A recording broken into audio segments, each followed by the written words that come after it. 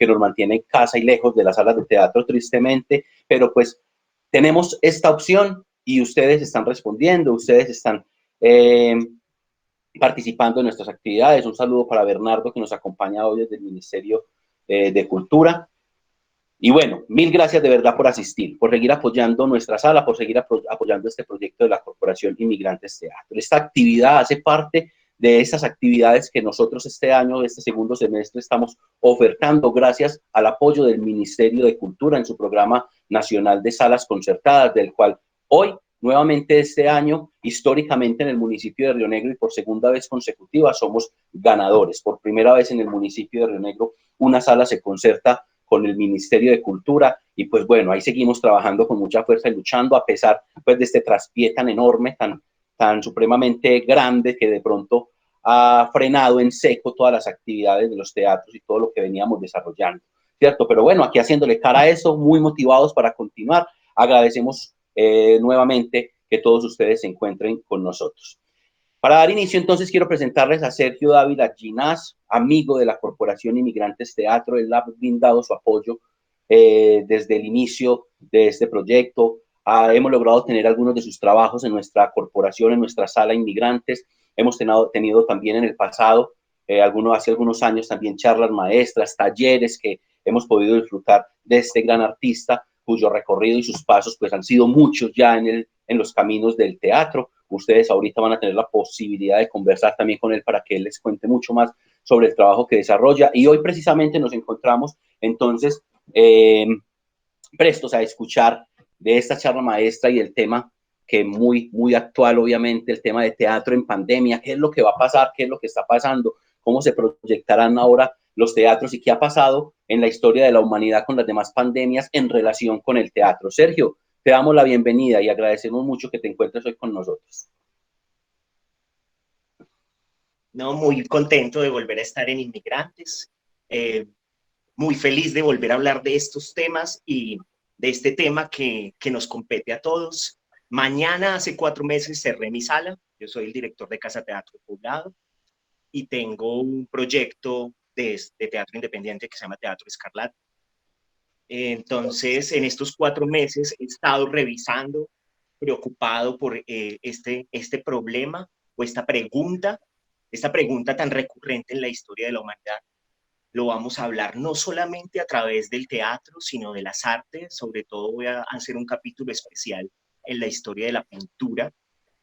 Lógicamente vamos a hablar de las manifestaciones artísticas de la peste en el teatro, desde el mundo griego, el medieval, Shakespeare, hasta nuestros días. Pero como hay pocas referencias que no sean sino documentadas, o sea, escritas, y en el caso pues del cine, el cine no le ha tocado la pandemia, le tocó su primera pandemia, entonces hay muy pocas referencias de ese tipo. Las referencias casi todas son pictóricas, pero esas nos van a servir un poco para analizar la imagen, para analizar los personajes del teatro de la pandemia. Y voy a empezar con un texto que escribí, porque igual que ustedes, los que están aquí presentes, estoy igual de perdido, de angustiado, en la misma incertidumbre. Dice así: no hay hechos, hay interpretaciones. Le susurraba Nietzsche a los caballos. Yo estoy tan perdido como todos ustedes. No voy a categorizar ni a polemizar. Quizás solo como el pedagogo, los quiero llevar al ágora del arte en los tiempos de la pandemia. Con las preguntas y la incertidumbre que tenemos todos. Pues ninguna pandemia se entiende mientras se vive. Se racionaliza, recrea o reflexiona después de acabar. Y así defendernos, resistir al modo de les contra la muerte, el miedo y el olvido. Esos son los 3 tópicos que quiero trabajar realmente, porque ese es como el subtexto o el texto real de esta charla con ustedes, en la cual quiero que me hagan preguntas. Voy a partir primero de mi experiencia en Casa Teatro Poblado como director ejecutivo de un teatro en pandemia.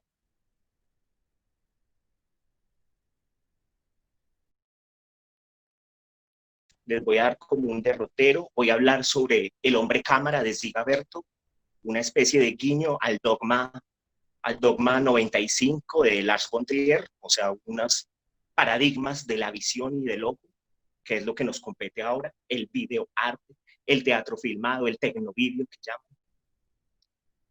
Después voy a hablarles, les estoy enumerando voy a hablar sobre el anfiteatro o la poesía es la salud trascendental, una frase de Novalis, que la quiero llevar al teatro y a la pregunta sobre la catarsis y al teatro griego. Después vamos a hablar el siguiente punto va a ser el teatro como pymes, el teatro como empresa, y cuáles son las preguntas de tener un teatro en esta época y cómo manejarlo económicamente. Lógicamente no les voy a decir cómo, porque es imposible el teatro. Desde que este teatro está en quiebra. Entonces es cómo resistir, cómo mantener el cuento y el impulso de seguir adelante. Otra idea que es, ahora no hay teatros, pero todos llevamos máscara. Es una pregunta sobre que la tesis del actor, la antítesis del espectador y la síntesis del teatro. Una pregunta sobre el teatro y la dialéctica de lo que estamos viviendo. Y a partir de eso voy a dar como testimonios de algunos de los 7, 8 directores más importantes del mundo, qué están haciendo, qué piensan, directores y dramaturgos, para dónde van, cuáles son las incertidumbres que ellos viven, y pues personas que tienen un alto contenido, tanto intelectual como recorrido, como apoyos estatales, ¿cierto? Después de eso voy a seguir con los personajes del teatro pandémico y cómo conversar con el miedo. Ese es un punto muy importante porque creo que el trabajo nuestro ahora de resistencia es precisamente combatir el miedo que generan las noticias, el miedo que generan los malos informes, los falsos médicos. Para eso voy a hablar de 3 personajes importantísimos y esto lo voy a utilizar sobre todo en la historia de la pintura: el salvador, el infectado y el asustado. Después de eso, el octavo punto, voy a hablar un poco sobre Antonin Artaud, el teatro y la peste, que es el primer capítulo con el que él empieza el teatro y su doble, un libro fundamental. Después me voy con el teatro covidelino, el teatro de Shakespeare, y la sobrevaloración del aislamiento creado. De ahí en adelante vamos a ver si nos da el tiempo. La idea es traer extractos de sus obras que habla de eso. Voy a hablar también sobre la carreta medieval o el teatro a pie, un poco sobre el Decamerón, Nostradamus, lo que pasó en ese teatro, la comedia del arte italiana.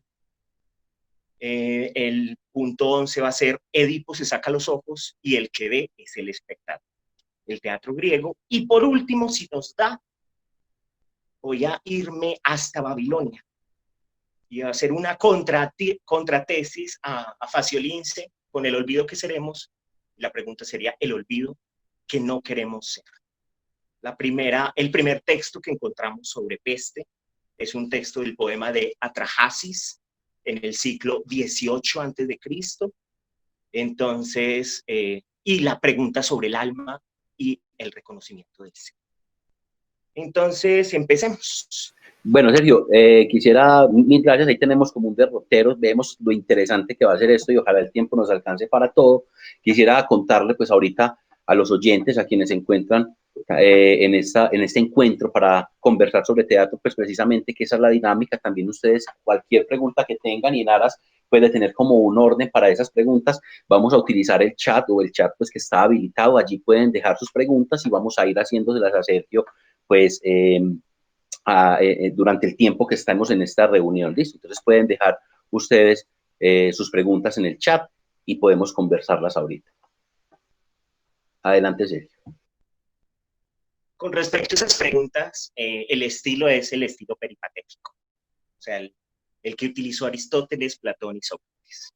Vamos caminando juntos y las intentamos resolver. Yo no traigo ninguna respuesta porque estoy en la misma incertidumbre que todos, tanto creadores, tanto como personas que no se dedican al arte.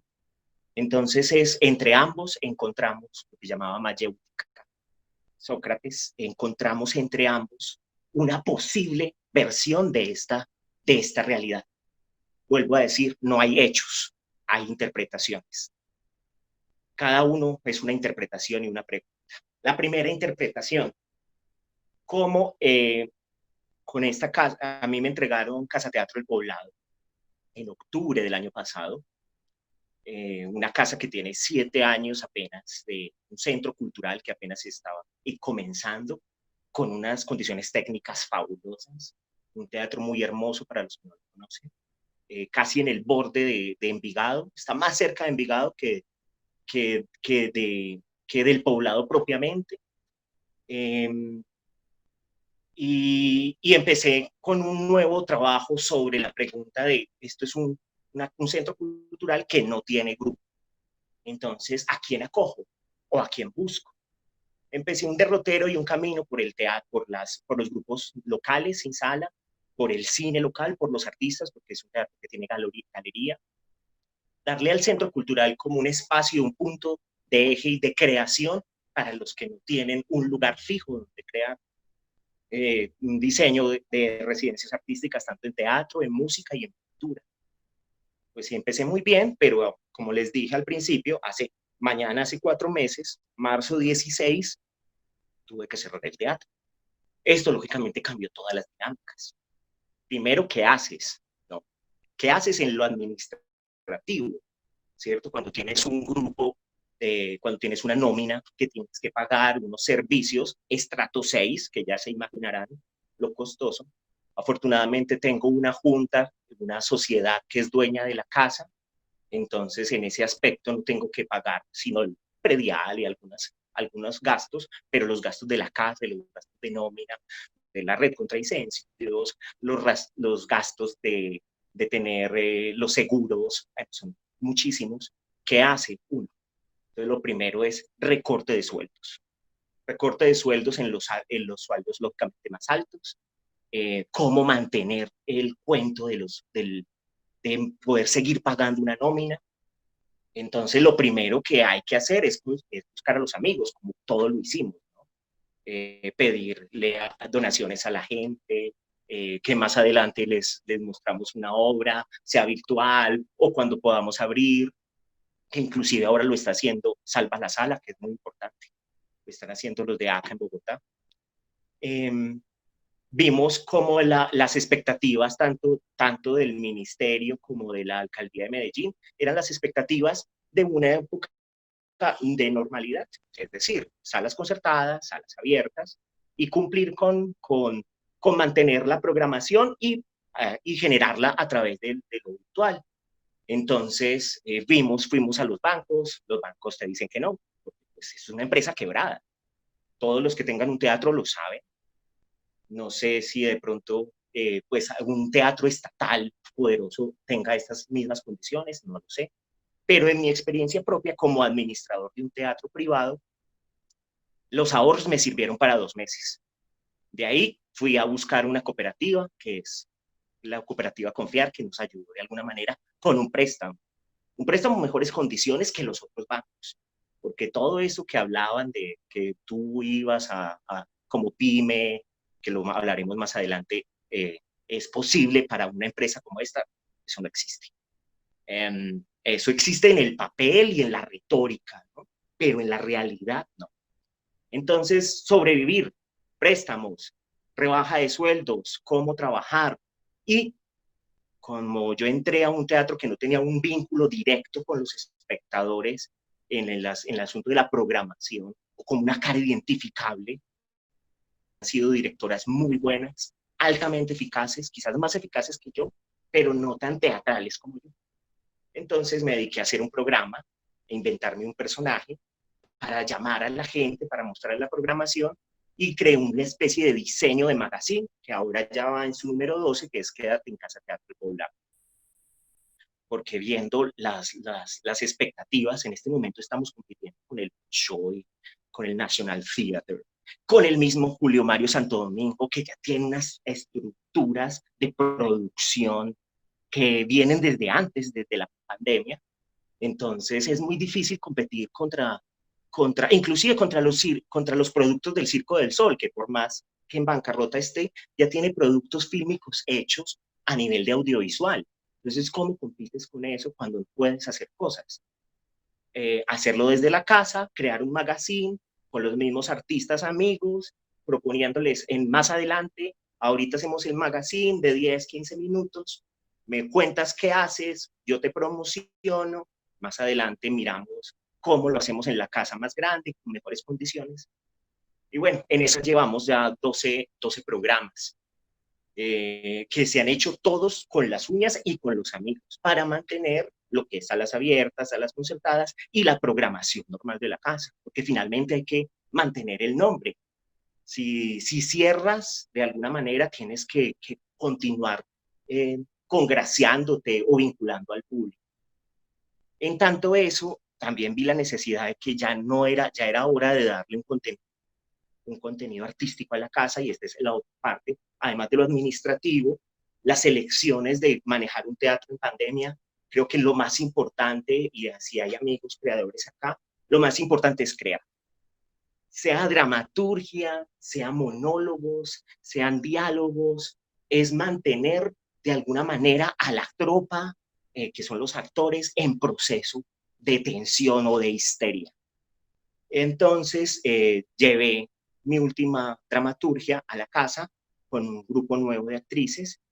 Yo me dedico a montar obras de novelas. He montado primero El almuerzo desnudo de William Burroughs, una pregunta sobre la contracultura, la guerra contra las drogas y todo el mundo queer. Después 1984 de George Orwell, ya con una pregunta muy directa sobre los sistemas de vigilancia a través de los celulares, a través de las redes.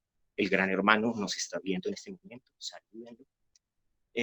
Ahora el Gran Hermano está institucionalizado, ya te piden todo para entrar a mercar, ya saben todo de ti. Lo sabían por los correos, ahora lo saben más. Y ahora la pregunta que tengo es una pregunta precisamente sobre lo femenino, y me enfrasqué en Frankenstein y le di la vuelta totalmente con la pregunta por Mary Shelley. Mary Shelley como escritora, 18 años, hace 200 años, cómo fue recibida su novela, su madre, Mary Wollstonecraft, una de las primeras feministas. Entonces le di toda una vuelta y un giro a la novela para hacerla por ese lado, y con la pregunta también pandémica. O sea, de alguna manera yo ya intuía por dónde puede ser el teatro, un teatro autosostenible, un teatro que no necesite, que se pueda hacer incluso en teatros, como decíamos en Matacandelas, que decía Cristóbal, un teatro que sea capaz de mover, un teatro de barraca, un teatro que sea capaz de moverse como los mariachis que visitan este barrio todos los días. Yo estoy aquí en Belén, Fátima, mariachis, bueno, etcétera. O sea, ¿cómo vamos a hacer teatro? Ahorita hablaremos sobre el teatro de los balcones con Spregelburg. ¿Cómo vamos a generar teatralidad en un momento donde no podemos tener teatro en las salas? ¿O cuál es la opción, cierto? ¿Cuál es la posibilidad? Entonces volví a la carreta medieval y a crear toda una estructura que espero la vean. La voy a estrenar en noviembre con las uñas, porque igual sea como sea, es la única manera finalmente que creo que tenemos de resistencia frente a este momento, además de las medidas económicas muy duras para poder mantener el cuento, es crear con lo que tenemos, con lo que llaman ¿cómo lo decían? Reinvención, que finalmente rebusque el lenguaje ñero, como dicen por ahí en un meme. Pero el teatro siempre ha sido la reinvención, el teatro siempre ha salido de las alcantarillas, ha salido de lo más bajo. Recuerden que no venimos del Rey Sol. El Rey Sol lo institucionalizó con la danza y con Molière, pero realmente venimos de las putas, los ladrones, del mundo de bajo. Y de ahí tenemos que seguir bebiendo, de alguna manera, porque ese es el teatro que tenemos y podemos vivir desde ahí. Entonces ese sería como el segundo punto. El segundo punto es cómo sobrevivir en un teatro con productos audiovisuales que sean un magazine, que sea como real, mantener el cuento con los espectadores, con los amigos artistas, no descuidarlos, y lo creativo. El siguiente punto es El hombre cámara de Ziga Berta. ¿A qué me refiero? Esta es una película rusa uno de los primeros documentales. Es muy chévere si lo pueden ver y si alguien necesita la referencia se las escribo. La van a encontrar. Es una película que tiene casi 100 años. Y es un hombre, Sigaberto, que anda con una cámara por todo Moscú, filmando los tranvías, filmando la gente. Entonces, haciendo como una reflexión a lo que ahora nos toca, es cuáles son las reglas fijas para hacer ahora estos productos que nos toca hacer. Yo no me quiero meter en la pregunta de si eso, o sea, si la vamos a hacer. Esto es teatro, no es teatro, ya no es convivio, es tecnovivio. Eso hay que dejárselo a los intelectuales y a los filósofos del teatro. Yo creo que ahora, no, mientras no hay que preocuparse, sino ocuparse. Y en la filosofía es un asunto de preocupados, ¿cierto? Y ahora hay que estar en acción. Entonces, la pregunta es, hay que hacerlo. ¿Cómo hacerlo, no? Entonces he recibido como datos y conceptos bien distintos. Hay uno bien especial que recibí en el grupo de chat de teatro colombiano. No recuerdo de quién es la cita, pero decía que primero hay que tener un escenario dispuesto. Después que la cámara sea fija tomando el puesto de un espectador. Contar con como mínimo un espectador que se insinúe y se muestre en la cámara. Esa es una cosa que me pareció muy bien, como un escorzo, una imagen de atrás. De alguna manera como diciéndole al espectador virtual que ahora tenemos, ustedes son espectadores virtuales, yo también, ustedes en este momento, que nos vamos a volver a encontrar, que nuestra presencia es necesaria. ¿Cuándo? No lo sabemos. Y recalcar en los créditos la importancia que el público esté presente. Por supuesto, hay que utilizar otros lenguajes, donde hablemos de la videodanza, nos lleva años. Muy buenas, lo que hace el Circo del Sol, años luz, ya tienen el lenguaje audiovisual para sus necesidades. Entonces, ahí voy yo a las preguntas que ahora las tengo con mis obras, es, ¿cómo voy a filmar mis obras?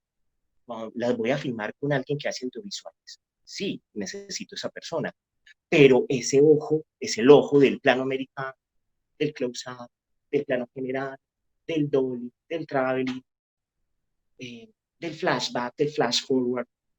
Es el lenguaje del cine, el lenguaje de la televisión, que nosotros, por así esta pandemia dure otros 10 años, no vamos a alcanzar. Es decir, no vamos a alcanzar ni a dominar, ni a ser tan bien como ellos. Entonces, ¿cuál es la pregunta? ¿Quiénes son los ojos? Ahí voy con las preguntas de las obras. ¿Quiénes son los ojos que ven? ¿Será que los actores tienen cámara de estos que se ponen los deportistas extremos? ¿Son los ojos del actor?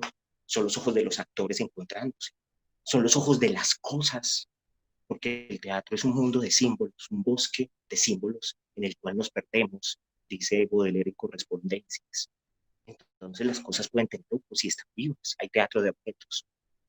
Es decir, ¿qué vamos a hacer nosotros para que este lenguaje audiovisual tenga un valor agregado distinto al que ya tiene una película de alto presupuesto de Hollywood o inclusive una gran película de cine independiente europea? Y ahí es como, pues, todo esto son preguntas que yo tengo y me imagino que son también preguntas que ustedes se hacen, pero hay una cosa que he encontrado tanto en el programa como en estos nuevos intentos que todavía no he desarrollado de filmar las obras para Casa Teatro Poblado, es, la pregunta es, ¿cuáles son los mejores programas? ¿Cuáles son los que más gustan? Son los que tienen un contenido humano especial. Es decir, ¿qué nos interesa ahora? Ahora pareciese que el teatro más importante es el teatro de la enfermedad, o sea, el teatro del otro. Nos importa fundamentalmente, y desde los reality shows se venía a venir, inclusive el Gran Hermano, que fue de los primeros realities que hubo, no es de su época, pero sí lo pueden ver en Acapulco Shore, los más jóvenes, que son realities donde la gente lo que quiere ver es el chisme, es la vida íntima, es el melodrama no dramático, sino el melodrama de la vida real. Y eso parece que es lo que nos interesa ahora. Lógicamente hay que darle un aspecto artístico a eso. El programa creo que más exitoso que he tenido en Casa Teatro y Poblado, que mejor hice técnicamente, porque también es el asunto, fue el de Teatro Musical de Colombia. Hicimos una entrevista cantada, utilizando las herramientas de ellos. Yo les dije, ustedes saben cantar, saben hacer teatro cantado, hagamos una entrevista y la musicalizan. Y yo estudio mis notas como buen actor, que como actor soy capaz de ser músico, si lo hago bien y estudio, ¿no? Entonces, la pregunta es esa, ¿cómo nos adaptamos a esta vida íntima que tenemos de la necesidad del otro y a la vez técnica, para que el espectador que teníamos que iba a la casa vuelva a ver nuestros programas y los vea en contra del National Theatre que te presenta Frankenstein con Benedict Cumberbatch, o sea, unas cámaras hechas por Danny Boyle de Transpotting, o sea, que sabe de cine, sabe de teatro y tiene toda la producción del mundo. El problema tampoco es técnico, el problema es los contenidos y el ojo, como los grandes fotógrafos. Tú no necesitas una gran cámara, necesitas un buen ojo entrenado. Entonces la pregunta que yo les hago, que es la misma pregunta que me hago todo el tiempo, de cómo mantener a nuestros espectadores y cuidarlos. Hay que cuidarlos con buenos contenidos, con contenidos que donde tengan anagnórisis. Ahorita iremos a la poética de Aristóteles, el reconocimiento del otro. Yo voy al teatro a reconocerme, decían los grandes dramaturgos de los años 50 en Estados Unidos, O'Neill, Tennessee Williams. Yo voy al teatro a recuperar al ciudadano. En este caso, yo voy a ver estos contenidos de los grupos amigos, a recuperarme a mí mismo, a verme reflejado en ellos. Pero ya no hay este vínculo de relación en el silencio, hay otro vínculo distinto, un vínculo tecnológico. Entonces hay que darles un toque de Boyer, quizás. Película recomendada, La ventana indiscreta de Hitchcock. Ok, sigamos con otro término. Sergio, yo te hago una preguntita que me surge más bien como dos preguntas de todo eso que acabo de escuchar, pues, de lo que nos cuentas. Y es, por ejemplo, a mí me surge, por ejemplo, muchos de estos ejemplos, igual, perdone por la redundancia, muchos de estos ejemplos que das pertenecen, digamos, a Europa. Siempre nosotros hemos sabido que toda esta cultura teatral que hoy tiene Colombia y gran parte de ella, pues no deja de ser como en otros países, como que reciben la onda cultural que viene desde Europa, ¿cierto? Es más difícil para el teatrero en Colombia vivir esta pandemia, es decir, afecta mucho más el teatro en Colombia que en otros países del mundo el hecho de que hoy nos encontremos con esta pandemia que nos ha frenado todos los procesos. Eso como una de las preguntas. Y la otra en cuanto a cómo seducimos nosotros, por ejemplo, a nuestro público y todo lo que dices. Entonces, por ejemplo, ¿qué pasa con el teatro clásico? Ahí sí siempre ha existido esa pelea entre, bueno, lo nuevo y lo clásico. Lo clásico vale la pena rescatarlo, se tiene que seguir rescatando, trabajando por él, o aceptamos que ya el teatro ha cambiado, que el teatro ya es postdramático, que el teatro ya más contemporáneo pertenece, digamos, de otra manera, o tiene otras poéticas para contar las cosas. Con respecto a tu primera pregunta, que yo lo he visto ahora que manejo un teatro, entonces me relaciono con los grupos de salas abiertas, el grupo de salas concertadas, el grupo del teatro colombiano. La mayoría de angustia es una angustia tecnológica, ¿cierto? O sea, yo no tengo los lenguajes, no tengo las cámaras, no tengo el equipo de edición, tengo que renovar todo esto para poder manifestar este proceso. Esa es una gran desventaja y yo he sido, además de director de teatro, he vivido realmente de la producción escénica de danza, de teatro y de música, para diferentes empresas y para diferentes alcaldías y festivales. Y el gran problema que tenemos nosotros dentro del teatro colombiano y dentro de los grupos es que no tenemos claras las reglas de producción escénica frente a grupos con los que he trabajado, grupos europeos.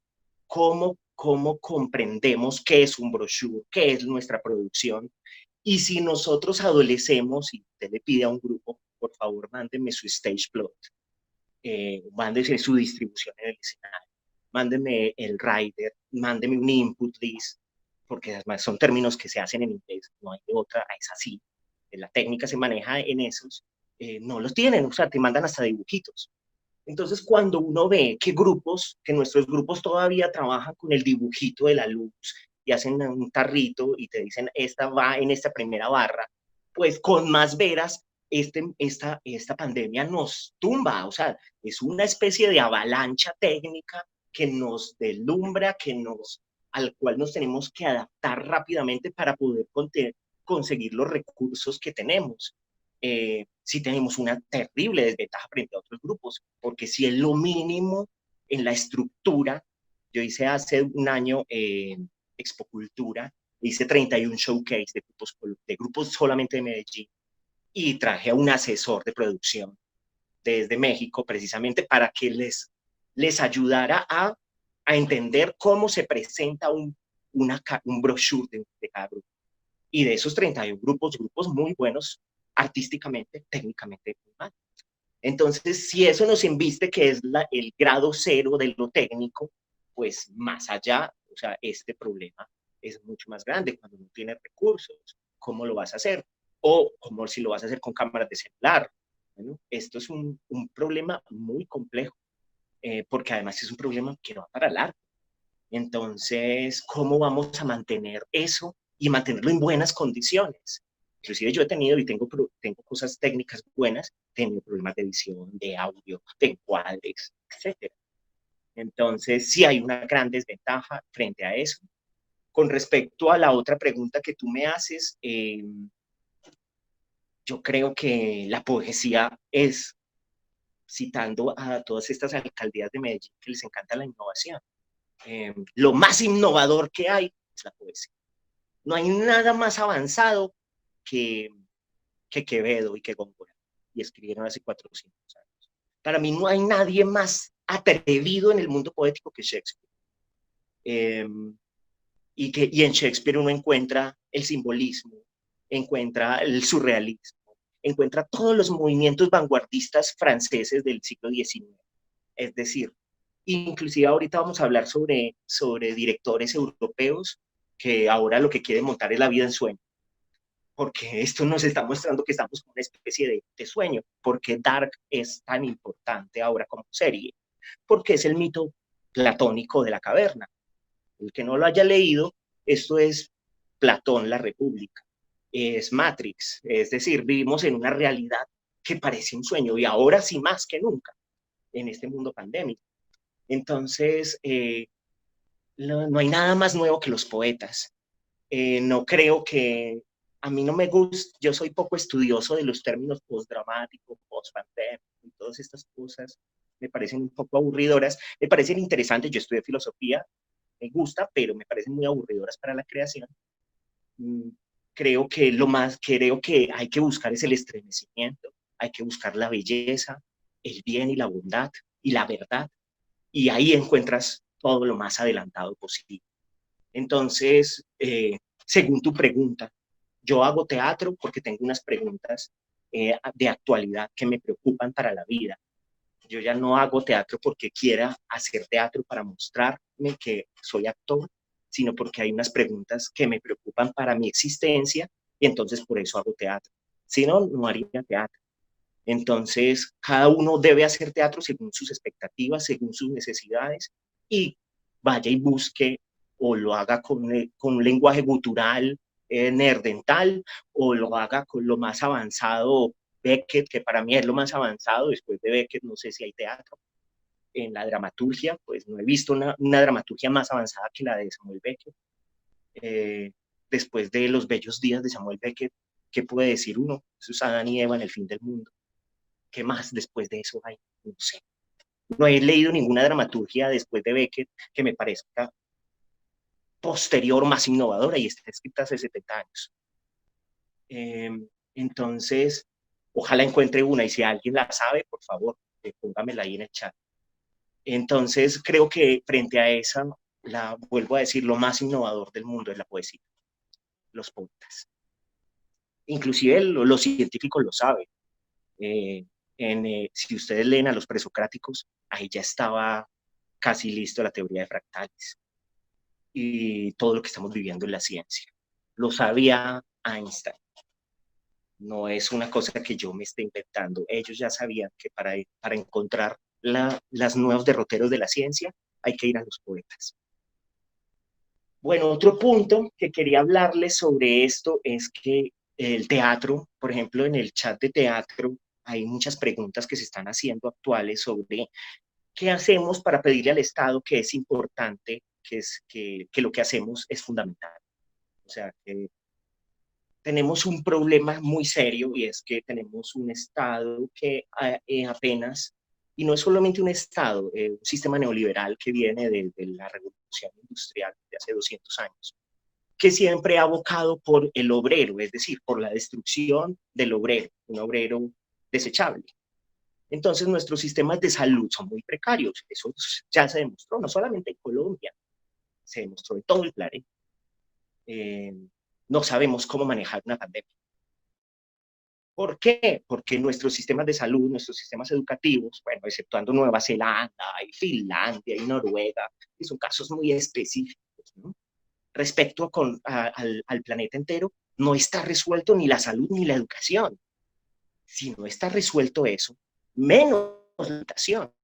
Entonces, nosotros, los que hacemos arte, estamos en el último escalón y por eso fuimos los primeros en cerrar, porque somos los que tenemos más misericordia, compasión con el otro, y seremos los últimos en abrir, porque son los que menos importamos.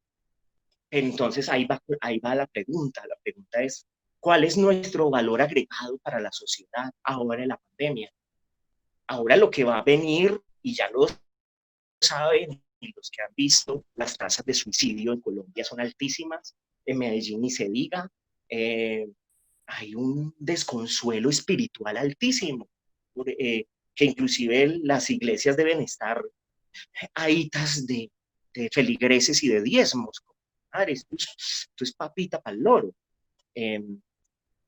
Pero resulta que no tenemos, después de esto vamos a estar en un problema de salud mental muy grave. De encierro, no solamente los que hemos vivido estas libertades, sino los niños, ¿no?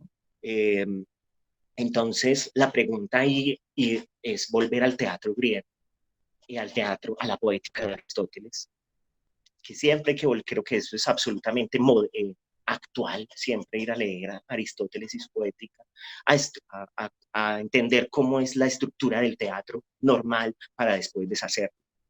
Es un paréntesis. Yo creo que uno puede escribir versos libres y sabe escribir décimas y sonetos. Si no, no. Creo que lo demás es vanidad. Hay que saber la técnica para romperla. Y ese es uno de los grandes problemas. Los diseñadores de aura no dibujan. Volviendo entonces a la poética, la poética trae un término que es fundamental y es la catarsis.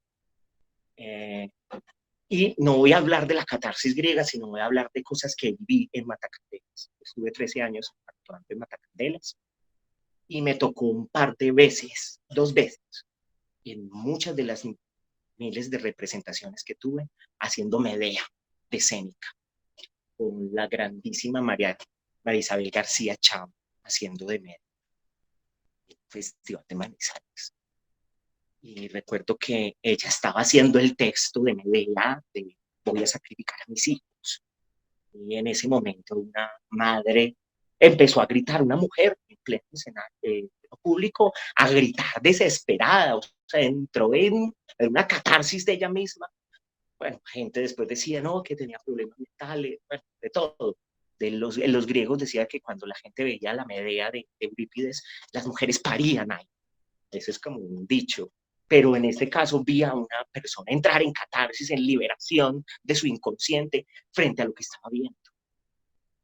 Eso es muy importante. El teatro, al reconocernos a nosotros mismos, irnos a ver, nos libera de miedos, nos libera de prejuicios. Es un momento maravilloso y si lo recuerdan los que han estudiado la historia del teatro, cuando se hacían las dionisíacas, Grecia era un mundo dividido por polis, donde todas eran cerradas, ¿cierto? Los espartanos jamás, antes habían peleas, pero cuando se hacían las dionisíacas, se abrían las puertas de las polis y todos utilizaban la máscara. La máscara no era para ocultarse, sino para volverse iguales.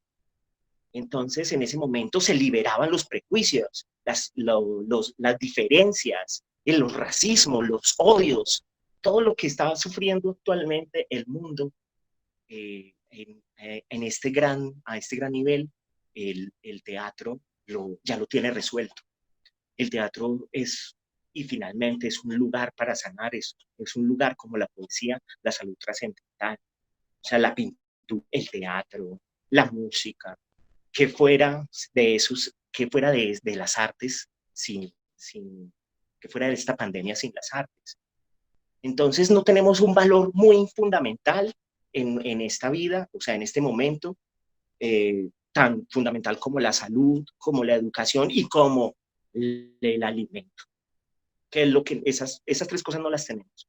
Pues, pero el arte sí tiene que todavía sostenernos desde permitirnos ser humanos. William Burroughs, para cerrar este punto, dice que el survive is the name of the game. El nombre del juego de la vida es sobrevivir. Ahora me parece absolutamente fundamental.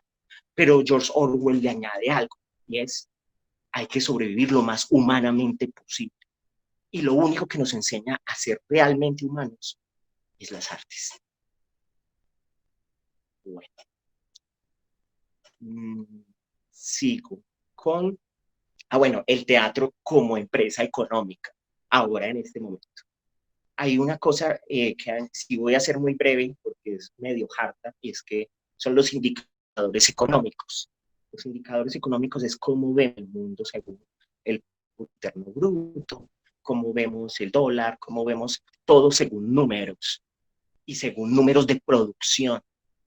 Cuando el Estado o las gobernaciones o las alcaldías o los bancos nos piden que seamos una rentable, está manejando al teatro como si fuera una empresa, como si fuera la tienda de Don Pepito, o el Éxito, o Falabella. Nosotros estamos vendiendo algo intangible, ¿no? Y lo estamos vendiendo porque necesitamos comer y necesitamos seguir haciendo obras. Entonces, en tanto eso, estamos observando el teatro y ese es el problema de las quiebras, y valga la pena resaltar que Corfescu en Santander cerró. Valga la pena recordar que Casa del Silencio en Bogotá han perdido su sede. Y las que siguen. Los teatros que no están concertados están perdiendo su vínculo con la realidad económica, por eso, porque nosotros, si vamos a mirar nuestros números, todos nuestros números son desastrosos, pero es que estamos viviendo un mundo que quiere compararnos como empresas a las empresas que son rentables. Nosotros no podemos competir con Nike, no podemos competir con Adidas, no podemos competir con los bancos. Y no es solamente una política estatal de neoliberal, es la política de estos últimos 200 años y es la que imperó y ganó. Nosotros como empresa somos una empresa absolutamente siempre al riesgo del abismo. En tanto eso, si no se cambian las directrices de cómo se evalúa la economía de las artes, esto nunca va a tener un resultado. Inclusive pueden decir, pero existe Christie, si existen los artistas ricos como Bansky, que vende un cuadro que se rompe pedacitos y lo vende millones. Sí, pero realmente los que se enriquecen no es Bansky, son los marchands. Es el mercadeo que hay detrás, como en el mundo de la producción y de la música, los que compran el booking. No es el artista, es el empresario o productor que compra los bookings de los artistas y después los hace girar. O sea, esto es lo mismo que está ocurriendo en el sistema de salud. El problema no es el médico, el problema son las IPS, las entidades pensadoras de salud, que son empresas que están obligando al médico a verlos como un objeto de producción. En tanto eso, es por eso que este mundo está en un colapso terrible y si no cambiamos los paradigmas de los indicadores económicos, no sé qué vaya a pasar con nosotros, hasta cuándo sobreviviremos como teatro. Yo sé que puedo llegar hasta diciembre, no sé si pueda seguir el próximo año. No lo miro como, ay, pobrecito yo, no, es la realidad, es así, tal vez hay que sobrevivir con menos y desde la creación y desde la resistencia y, bueno, ahí les voy a cerrar con una anécdota de Peter Brook, que sirve mucho. Segunda Guerra Mundial, Londres, destruida por los B-5, por los cohetes que nos llevaron a la Luna, son los mismos cohetes que destruyeron a Londres. No hay teatros. Las compañías de teatro se vuelven itinerantes. Les recomiendo una película, El Vestidor, sobre ese momento. Tiene versión nueva y versión de hace 20 años. Volviendo al tema, Peter Brook buscando teatro por Londres, 1940 y tantos. Y ve por ahí en una guardilla. Aquí, Crimen y Castigo. Crimen y Castigo. Sí, una representación de Crimen y Castigo. Sí, Crimen y Castigo. Pues, efectivamente, una casa en ruinas y entra un ático de un cuarto pequeño, el cuarto más pequeño que se puedan imaginar, un 2x2, con 7, 8 personas ahí. Sale un actor con su traje, una tiza, marca, ustedes allá, yo acá, les voy a contar Crimen y Castigo. Y efectivamente la contó, la interpretó, hizo todos los papeles, raspó el libro, me imagino que hasta de gacha hizo. Y dice Peter Brook que no había visto una obra tan estremecedora en su vida. Ahí es donde uno ve que nosotros venimos de abajo, de las alcantarillas, venimos del mundo rastrero, venimos de la plaga, como dice Artaud. El teatro nace de la plaga. Entonces, volviendo al asunto, quizás esa es la única manera en que podamos sobrevivir nosotros. Siguiente punto. Ya llevamos 1 hora. ¿Cómo vamos, Ferney? Pues por mi parte voy genial. Como no puedo ver a los demás, démosles cómo van, muchachos, que se manifiesten. Es que es lo raro de hablar, porque todavía voy en el punto 6, son 12, y ya llevamos 1 hora.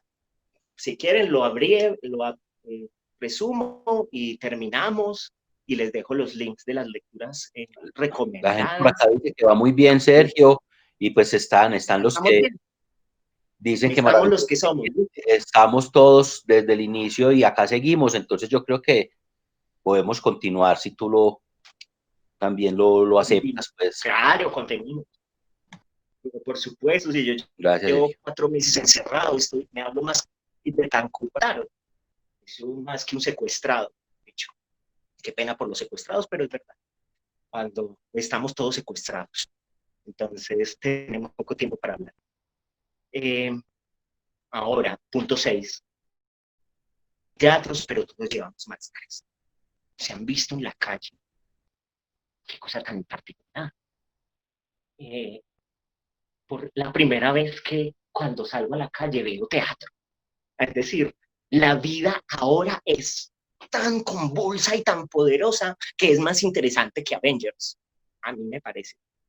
Que muñequitos, que el cine. La vida ahora es tan convulsa y pasan tantas cosas en un día que ahora lo que yo veo es una dramaturgia de la máscara y del bozal. Bueno, con todas las implicaciones que eso tiene. De no reconocernos. Hace poco, cuando caminaba en uno de esos días que lo sueltan a uno, me encontré una pareja que iba caminando, pues un hombre y una mujer, me quedé viéndolos un rato, iban caminando y cuando se encontraron bajaron el ritmo, pero siguieron. Cuando ella frenó y él también, como a los 2 metros, y se devolvieron y se gritaron el nombre. Pues eran amiguísimos. Entonces, esto es muy fuerte porque esta es la máscara totalmente contraria a la máscara que les dije del mundo griego, de la polis, la máscara que tenía de los coturnos, una máscara que tenía una especie de amplificador para hablarle a 5.000 personas. Ahora esto es una máscara vocal que nos tiene amarrados en la voz y que no nos permite reconocer de alguna manera. Y hay una pregunta que ya es una pregunta distinta, pero viene ahí que también me atormenta, es que nosotros aprendemos con los gestos. Por eso es que ahora yo les pregunto una hora más tarde, ¿dónde vamos? Porque cuando yo hablo para el público siempre estoy hablándole a un rostro que veo, o que, como decía el maestro Santiago García, si mueve el culito es pecado, o que la obra es mala, o si bosteza, o si mira para otro lado, pero aquí yo no sé con quién estoy hablando. Entonces, eso nos está pasando. Estamos en una teatralidad de la máscara, pero no la máscara que nos une como humanidad, sino la máscara que nos reprime. Entonces, esta máscara es la máscara que a mí, que no me permite identificar al otro y aprender del otro. Neuronas que llaman las neuronas espejo. Y es muy importante para los que enseñan, y sobre todo a los niños, y es que los niños aprenden con el rostro, cómo se mueve el rostro, cuáles son los gestos. Ahora, no sé qué va a pasar con nuestros niños y nuestra forma de aprender cuando estamos en masas y con bozal, porque esto es un bozal, esto de alguna manera, no, el COVID es real, pero el problema no es el COVID, el problema es cómo utilizas una pandemia para controlar o para guiar unos intereses o unas preguntas. Lo decía Frank Zappa en el 90, maravillosamente, siempre recomendadísimo, gran músico, impresionante músico, pacífico. Decía que el problema no es lo hablaba sobre el SIDA, que ahorita hablaremos sobre eso. El problema no es el SIDA, el problema es que hay una oficinita en el Pentágono donde se reúnen 5 o 6 que dicen qué hacemos con el SIDA. ¿Cómo conducimos esa información? ¿Cómo le decimos a CNN, a Fox, a MSN, a Caracol, que digan lo que nosotros necesitamos que digan para generar miedo, muerte y olvido? Que es en contra de eso. Esa es la pregunta. Volviendo al asunto de esta máscara que no nos permite reconocernos con el otro en la calle, es la pregunta del teatro y es la pregunta de cómo vamos a hacer teatro si no tenemos al otro al frente. El actor sin espectador no existe. Cada fenómeno tiene su contrafenómeno que le da sentido, pues su presencia nos configura y define. Es decir, yo soy en tanto el otro me dice cómo soy o me configura. Yo soy en tanto la imagen del espejo y me veo y digo, esta es mi imagen y me reconozco y soy ese individuo, que inclusive a todos nos ha pasado, que un buen día nos levantamos, nos vemos al espejo y no nos reconocemos. Si soy esa persona. Porque eso nos pasa todo el tiempo somos, los seres humanos somos de autoafirmación a través de los otros. Nos dicen quiénes somos. Tú eres mamá, tú eres profesor, tú eres hermano, eres novio, eres amigo, te definen los otros. Cuando el otro no existe, ¿cómo te defines? Cuando no hay espectadores, ¿a quién le actúas? ¿Cierto? Le actúas a una cámara, le actúas a un director, le actúas a un grupo técnico. ¿Cómo recibes esa pregunta? Y eso es lo fundamental aquí en esta angustia creativa que tenemos los que hacemos teatro. Y se me ocurre una referencia de Manuel Swedenborg, uno de los primeros ocultistas, que escribió la relación después de William Blake, antes de William Blake, perdón, dijo que las columnas del infierno, las columnas del cielo estaban apoyadas sobre el infierno. Es decir, quita el infierno y ya no hay cielo. Quita al espectador y ya parece que no hay todo. Y no hay esa síntesis que es el teatro. Esa es como para mí el drama que tenemos. ¿Sí? Hay una tesis que es el actor, una antítesis que es el espectador y una síntesis que es el teatro. Cuando desaparece ese espectador, entonces ya no sabemos qué estamos haciendo. Estamos haciendo audiovisuales, estamos haciendo cine, estamos haciendo un cine mal hecho, un audiovisual mal hecho, cómo reconocemos que estamos generando y ese vínculo de silencio y ese vínculo de sentido que no solamente generamos cuando actuamos, sino que se genera entre los espectadores. Ahorita les voy a hablar de lo que opinan todos los directores en su mayoría los directores europeos y los argentinos, pues que los directores que tienen más trabajo, y bueno, y algunos nacionales, pues esto no es teatro, esto es otra cosa que nos sirve, pues un teatro filmado, un tecnovivio, no sé, es otra cosa, pero no es teatro. El teatro necesita de esos tres elementos, necesita del reconocimiento de la máscara, de esa máscara que nos hace iguales, de esa máscara que nos representa. Bueno, les voy a hablar de eso, de ese punto.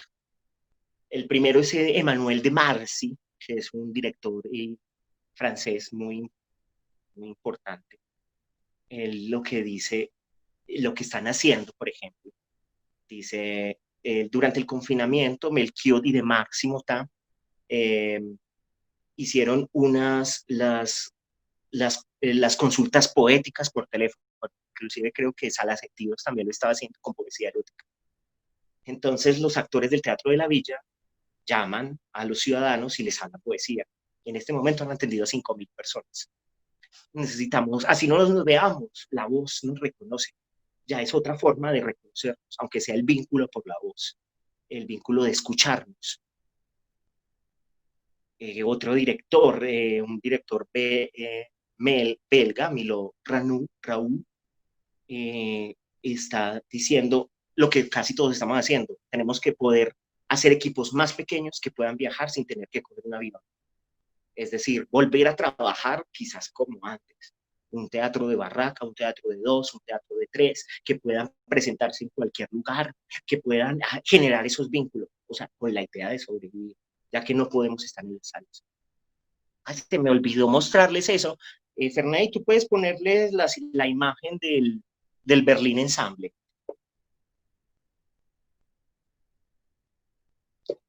Porque ya es hora de poner imágenes distintas. El Berlín Ensemble, que es el teatro de Paul Brecht, muy importante, creo que es el primero que está cerca a poder abrir para el público. Ahí ya lo va a poner, para que lo vean, los que no lo hayan visto, es una cosa muy triste, porque son sillas aisladas, y eso es lo que estamos viviendo, islas. Todos estamos aislados en sus casas, en el teatro, menos en los aviones. En los aviones sí podemos estar, porque los aviones tienen otro compromiso y otra pregunta, ¿cierto? Como los bancos, como el éxito, como Falabella, como ir a comprar el día sin IVA. Esos días eso no hay tanto problema, pero sí hay problema para reunirnos. Si encontraste la imagen, para que se las pongas. Otro director de la compañía Check by You, que es una compañía que tiene... Sergio, sí, ya estoy compartiendo la imagen hace un momento. ¿Me Listo. confirman si la están viendo? Bernay Giral. La imagen del Berlín Ensemble. Ok, me dicen que solo ven la carpeta. Voy a dejar de compartir, voy a compartirla nuevamente. Denme un segundo. Para que la vean, ese es el único, pues para los que no la ese confirman aquí si de pronto ya. Inclusive mostraron en Lufthansa cómo es, o sea, Alemania, este es. Ahí lo ven. Y si ven, ese no es el Berlín Ensemble original, pues, es decir, esa no es la silletería. Esa es una opción que hay. Inclusive todavía no sé, al día de hoy, ¿cierto? 15 de julio, si ya está operando. Y estamos hablando de Alemania, un país que dijo a sus artistas, por ellos ya aprendieron después del nacionalsocialismo, y ese batacazo humano que se dieron, la importancia del espíritu, la importancia, extrañamente nosotros somos un país que vivimos en conflicto interno, no hemos aprendido lo importante que es la cultura, no la cultura es un sancocho también, sino el arte para la convivencia, para el respeto por la vida. Otra cosa que se me ha olvidado frente al rostro, que es muy importante, el rostro es el que me dice no matarás. El rostro, las coordenadas, ojos, nariz, boca, la que yo voy a ver en el teatro, la que yo veo en la calle cuando me reconozco con el otro, es el que me dice, hola, tú, otro ser humano, yo, ser humano, te respeto. Esa es la primera. Lógicamente, eh, el ser humano llega a unos niveles de destrucción mucho más complejos y es capaz de aniquilarse a sí mismo, pero ese es el primer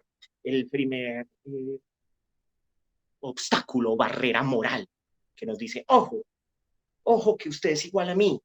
Y en eso es lo lindo del teatro. En el teatro vamos y tú vas y te sientas y ves a alguien que se ríe y dices,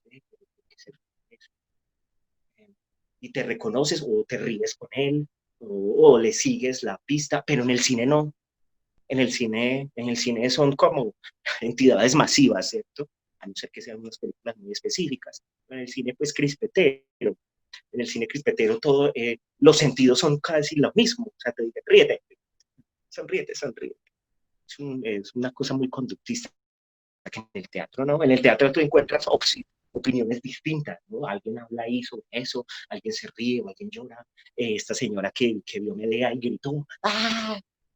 Otra cosa que me pasó en la calle de la Casa Asher, haciendo de Roderick Asher, una amiga entró en trance y se desmayó. Hubo que hacerle casi como un semi-exorcismo, el director italiano. Le rezó unas palabras en latín, entró en trance. O sea, el teatro, uno va a cine y no entra en trance. Es otra cosa, es otro disfrute.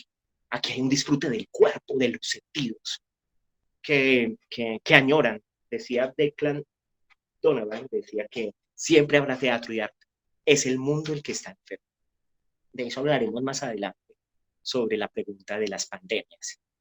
Eh, Tiago Rodríguez, que es un director, si no me equivoco, portugués muy importante, que estaba a punto de estrenar con la Royal Shakespeare, estaba montando nada más ni nada menos que ensayos sobre la ceguera de José Saramago. Importantísimo, los que no lo hayan leído, que lo lean, porque es un muy claro reflejo de lo que estamos viviendo. El mundo está ciego. En este caso, pues estamos de alguna manera aislados o estamos cegados por el exceso de comunicación.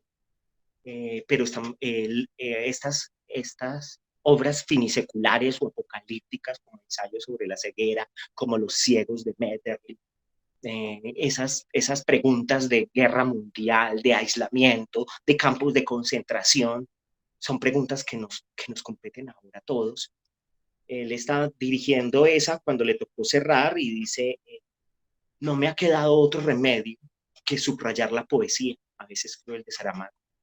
Así que estoy haciendo una obra menos realista que el original, más fantástica, pero también más evidente, afirma Rodríguez, que cree que recuperaremos nuestra confianza en la ficción, ya que ofrece una respuesta mejor al mundo actual. Esa es como una opción. Por ejemplo, Eugenio Barba dice, no, a estudiar, a reflexionar. Si no podemos hacer teatro, reflexionemos. Otros dicen, no, la poesía. La mayoría, y otros el documental. Ahora es muy fuerte todo el teatro documental que están haciendo los actores de televisión, ¿cierto? Que están haciendo series documentales sobre COVID o de ficción sobre lo que se estamos viviendo. Esta es una forma bien particular creo que este es el único momento en la historia del arte de las pandemias donde estamos logrando hacer una reflexión durante la pandemia. Lógicamente, gracias a la inmediatez de la técnica, ya que somos muchos y finalmente hace 200 años no éramos tanto y no llegábamos no había una globalización de las artes. Ahora ya hay una especie de reflexión que se hacen en series. He visto varias series de amigos de actores de Bogotá que hacen series sobre el COVID, que hacen improvisaciones sobre el COVID. O sea, están de alguna manera reflexionando sobre el asunto actualmente. Antes, ahora lo vamos a ver, la historia del arte de las pandemias siempre era después de, que inclusive, ahorita lo veremos en Shakespeare, Shakespeare sobre la sobrevaloración y decir que él escribió en esa época el Rey Lear. Y por ahí te dicen y te obligan a crear en estos 4 meses qué has hecho, cuánto has estudiado, cuántas carreras, cuántas maestrías. Lo importante es sobrevivir y mantenernos cuerdos. O sea, el principio de realidad se gana todos los días, ¿no? En cualquier momento uno se para y se quiere tirar por el balcón. ¿Cuánta gente no lo ha pensado en estos días más que antes? El principio de realidad en este momento es muy difícil de ganar. Otros como el director de la Need Company, estos estamos hablando de directores que tienen toda la plata del mundo, como decía Cristóbal, y $10,000 más, que no tienen problemas de cómo van a pagar el arriendo, ni las luces, ni cómo van a pagarle a un EPM lo que vale el Internet. No tienen esos líos. Ellos dicen, nos centraremos más en la experimentación, en un laboratorio de investigación, en escribir. El Net Company será más que antes una casa abierta a todo el mundo. Tenemos un gran espacio en Bruselas y estamos buscando las maneras de abrirlo todavía a los artistas más jóvenes. Rafael Spregelburg, que salió todos estos artículos, si les interesa, me pueden buscar a mí en Sergio Dávila Ginás en Facebook, me agregan a los que no me conozcan y si los quieren leer, yo se los paso completos para que ya yo hice un resumen de mis lecturas de 4 meses. Spregelburg dice algo muy interesante. Spregelburg es un dramaturgo, director, actor argentino muy brillante, un hombre muy inteligente, de obras muy interesantes. Dice que el teatro fue afectado de muerte. No hay medias tintas allí. No es que podemos decir, no, pero fíjate que hay soluciones porque podríamos hacer piezas virtuales. El teatro virtual es un oxímoron. Ahora iremos a Shakespeare. No existe. El teatro, en todo caso, lo que hay son registros de piezas teatrales anteriores a la pandemia o registros de piezas teatrales durante la pandemia. Registros. Mejores hechos unos que otros. Pero teatro, dice, y ahí habla de Dubati, que es muy importante, un teórico fundamental, decía el otro día el crítico Jorge Dubati que en este momento el teatro está ocurriendo en los balcones. Ese es el verdadero teatro. Tus vecinos organizan algo que te gusta o que detestas, o tus vecinos cacerolean en el balcón del frente y vos sos espectador interactivo de eso que está ocurriendo. El fenómeno teatral no puede ser erradicado de la actividad humana. Reaparece en los sitios donde puede reaparecer. Ahorita iremos a Antonín Artaud y el teatro, la peste del teatro es una enfermedad. Las artes en general, cuando digo el teatro en este caso me refiero a las artes, son absolutamente necesarias y salen de los peores resquicios, de los mejores momentos, nunca va a cesar. Acuérdense el caso que les conté de Peter Brook, Segunda Guerra Mundial, alguien contando Crimen y Castigo, el que haya leído Crimen y Castigo sabe que es una super novela y alguien fue capaz de contarla en 2 horas como teatro, no como un cuento, no como una lectura. Me salté. Volvamos ahora sí a la pregunta. Ahora sí, Ferney, vamos a ver todo lo que preparamos de visual. Claro. Para hablar de los personajes del mundo pandémico. Claro que sí. Resulta que estudiando el teatro pandémico y lo que está pasando y yendo al mundo de la pintura que tiene de todo, encontré 3 personajes, el salvador, el infectado y el asustado. Y si ustedes ven las transmisiones del presidente, es eso mismo. Él siempre presenta al salvador, al infectado y al asustado. El salvador en este caso, el caso de nuestro presidente es la Virgen de Chiquinquirá, que es una cosa absolutamente medieval.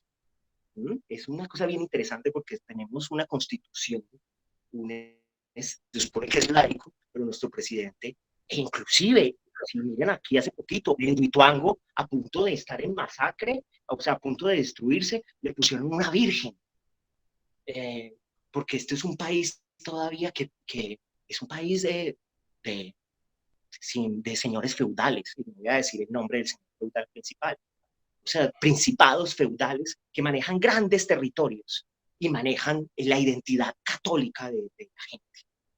y qué pena que lo diga, pues como los que hacemos teatro generalmente, ustedes ven, no hay mucha gente de derecha haciendo teatro, pues católica, a no ser que hagan autos sacramentales. Y si lo hacen, generalmente pasean por el lado del diablo. Entonces vámonos con personajes del teatro pandémico y cómo conversar con el miedo. ¿Por qué cómo conversar con el miedo? Porque yo creo que lo que más hemos tenido ahora y lo más terrible de esta situación es el miedo que nos genera esto. Resulta que este miedo es más viejo que el miedo. Es antiquísimo. Lo estamos viviendo desde el diluvio universal, ¿no? Para volver a referencias católicas cristianas. Ya existe. Entonces, esta era una referencia que les quería mostrar en el mundo de la pintura. Para buscar esta, siempre van a encontrar extrañamente esa imagen de una mujer, si la alcanzan a ver, con un bebé. Es el bebé, la madre muerta y el bebé buscando cómo alimentarse. Está en casi todas las pandemias. Estamos hablando del cólera, de la viruela, del sarampión, de la peste negra, de la peste bubónica, de ahí para atrás todas las que ustedes quieran. La fiebre amarilla, la fiebre española, que fue la última reconocida, el SIDA. Pero en el mundo de la pintura, esta imagen, que es el infectado siempre, generalmente, muestran, y es bien particular, generalmente son mujeres. Eh, son mujeres muertas, a veces al lado de sus maridos o aquí está una familia, pero esa imagen es bien especial porque siempre hay un bebé tratando de sobrevivir. Esa es como el teatro, ese bebé queriendo salir, la naturaleza busca el camino. Vamos, Fernay, por favor, a la figura de la peste en Roma. No, la peste en Atenas.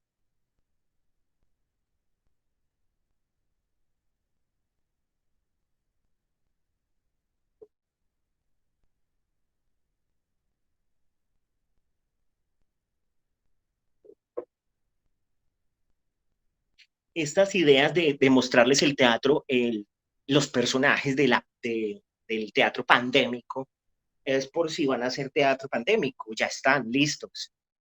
Miren esto, aquí vuelven a ver estos rostros, estas mujeres siempre acostadas, tiradas, el que se lamenta, que es el infectado. Estamos hablando, aquí ya empieza este momento. La anterior era como una ilustración, pero aquí ya empieza la pregunta, porque hay tres tipos de Salvador que se han manifestado en la historia del arte y está en la historia de las ideas. Aquí, en este momento, estamos hablando de las pandemias griegas y romanas, donde el dios vengativo, sea un Zeus, sea un Apolo, es el que arroja las saetas y la peste, y es un dios que nos castiga, es el dios del Antiguo Testamento, que nos castiga por haber hecho un acto malo. Ahorita lo vamos a ver, o lo vamos a hablar de una vez, en Edipo. En Edipo, volviendo ya al teatro, los que lean Edipo Rey y Edipo en Colona de Sófocles, lectura súper recomendada, ahí van a encontrar que el pecado de Edipo es precisamente el haber usurpado a su madre, bueno, toda esa historia, y castigan a Tebas con la peste. Entonces, el infectado, el asustado es Edipo, el infectado es el que está muriendo, y el Salvador, en ese caso, es en el mundo precristiano, es ese Dios terrible, muy parecido al Dios, al JHWH o a Jehová. Ese exactamente.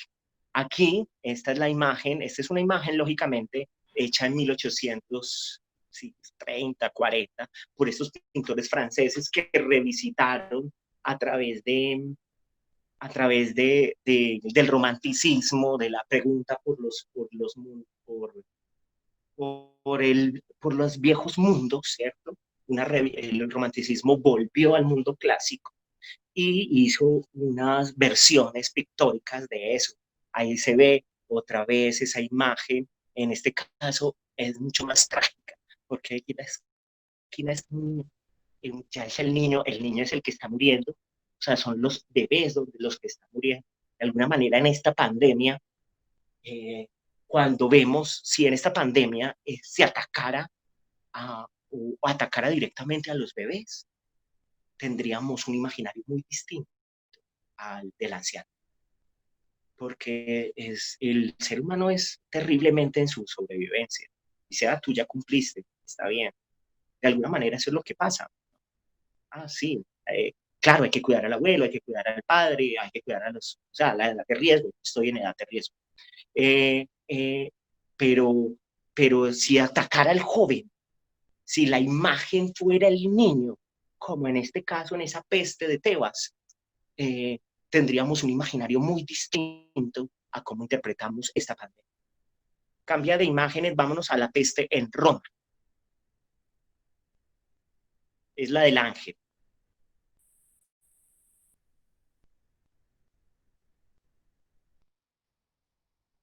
Aquí en la de la peste, la peste en Roma van a ver una cosa muy parecida y singular a lo que pasó con las pestes que llevó Moisés al mundo egipcio cuando liberó a los judíos. Es el ángel que señala la puerta. ¿Ya lo encontraste? Esa. Ok. Aquí, esta es particular y esta la escogí también porque esta está, o sea, ahorita vimos cómo hay un dios vengativo. Estos dioses vengadores son dioses sexuales, dioses que pecan, dioses que conversan, dioses que fornican, dioses bebedores, y ya pasamos, aquí este es el mundo, donde ya pasamos al mundo cristiano. Estamos entre ambos mundos. Este Dios está señalando la puerta de la peste, pero aquí en la esquinita siempre, en estos cuadros de composición triangular, donde se ven en la penumbra a la gente apestada muriendo en las calles. Y recuerden las imágenes de principios de Ecuador, que mostraban esas imágenes de personas muriendo en la calle. No solamente que ir a Ecuador, Chocó estuvo ocurriendo eso mismo. Ahí en la esquina, eso, qué bueno que lo ampliaste, arriba hay una estatua. Esa estatua es la de Esculapio, es la del, todavía se le está rezando al mundo griego, al mundo de los dioses, de esos dioses humanizados que nos escuchaban y que nos curaban.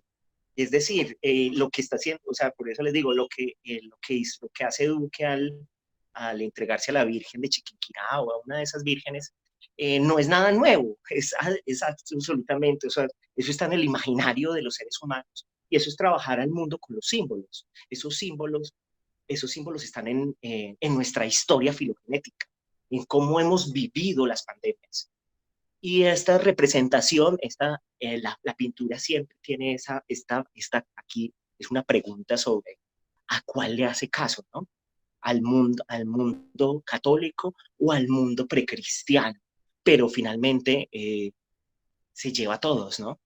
Sigue con la siguiente imagen que te di, no recuerdo cuál era, Ferney, de ese orden que te mostré, porque ya vamos hablando de estas pestes no las he nombrado todavía, pero vamos a ir mostrando cómo estos mismos personajes van cambiando, unos tienen alas, unos se vuelven santos, van cambiando del mundo de la liberación y del desnudo griego al mundo de los santos vestidos. O sea, Isis es la misma Virgen María, pero vestida. Bueno, esta no, todavía no, porque esta es del mundo medieval, esta es Bruegel. Esta, ustedes la vieron cuando abrieron al costo, es tal cual, es muy parecida. En esta es la gente como sacando televisores, pero en este caso, pues aquí son ataúdes. No ha cambiado mucho, eso es lo lindo de la pintura. Y eso es de cuando estudiamos la historia del arte y la historia de las religiones, vemos que todas, que repetimos ciclos. Esta tampoco, esta es para el mundo medieval, que ahorita hablaremos de eso. Las que te nombré en que eran en el punto 7, personajes del teatro pandémico.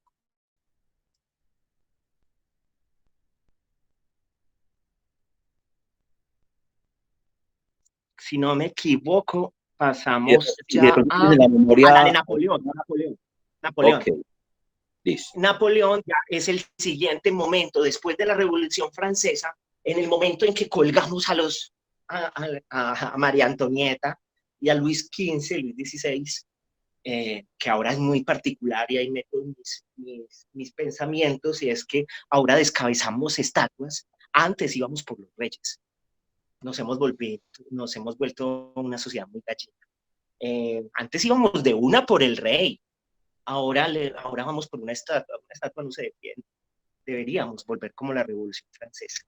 Hay más de un presidente o vicepresidentes que deberían ser en escarnio público. Aquí, Napoleón. Napoleón, ojalá la alcancen a ver, esto es un cuadro que está en el Louvre y mide 6 metros, es pura propaganda napoleónica. Las invasiones napoleónicas a Siria eh, fueron bien particulares porque aquí están viviendo una de las pestes que traen, lógicamente, las invasiones y las guerras. Estamos también viviendo un lenguaje de guerra, nada más ni nada menos. Daniel Quintero, el alcalde de Medellín, hoy dijo, estamos viviendo una situación de guerra. Eso es para generar miedo. No, esto no es una guerra, es una pandemia. Cuando tú nombras las cosas de conveniencia, generas sistemas de control. En el caso de Napoleón, Napoleón, si ven, este cuadro es de Jean-Antoine Gros. Detrás de Napoleón está un mariscal y van a ver que él tiene el tapabocas de la época, como una especie que cubre un poco el rostro. Napoleón no. Napoleón es como Trump, como Bolsonaro. Yo estoy incólume frente a la peste.